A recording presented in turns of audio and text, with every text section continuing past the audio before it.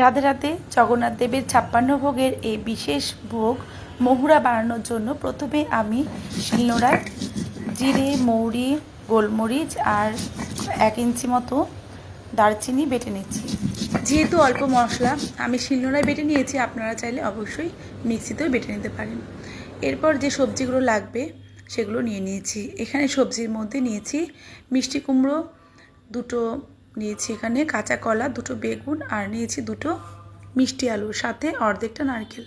তো সবজিগুলোকে এরকমভাবে খোসা ছাড়িয়ে একটু ডুমো ডুমো করে বানিয়ে নিয়েছি, সাথে নারকেল করে নিয়েছি আর নিয়ে নিয়েছি কিছুটা সিদ্ধ ছোলা।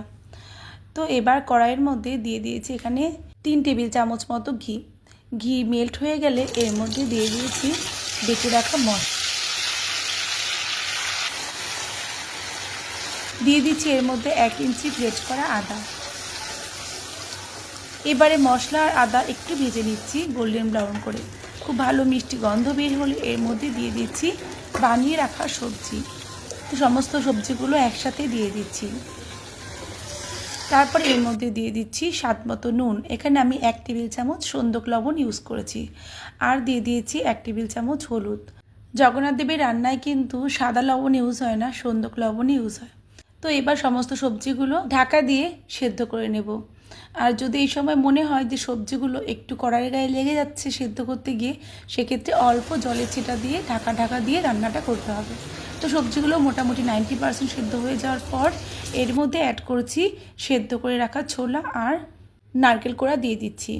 সমস্ত কিছু খুব ভালো করে আরও একটু রান্না করে নেওয়ার পরে এর মধ্যে দিয়ে দিচ্ছি গুড়। চিনি ইউজ হয় না এখানে, কিন্তু টেস্টের ব্যালেন্সের জন্য গুড়ের ইউজ করতে হবে।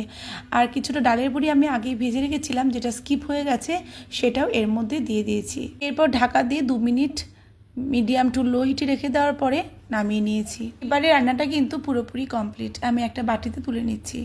আর দেখুন সবজিগুলো কিন্তু খুব সুন্দর সেদ্ধ হয়েছে, কিন্তু পুরোপুরি একদম গলে যায়নি।